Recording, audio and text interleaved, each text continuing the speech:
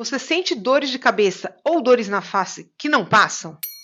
Eu vou compartilhar dicas simples e práticas para você realizar aí na sua casa e aliviar esses desconfortos. Faça compressas quentes. Aqueça uma bolsinha de gel e aplique na região dolorida por 20 minutos, 2 a 3 vezes ao dia. Experimente uma automassagem com movimentos circulares e suaves que podem fazer toda a diferença.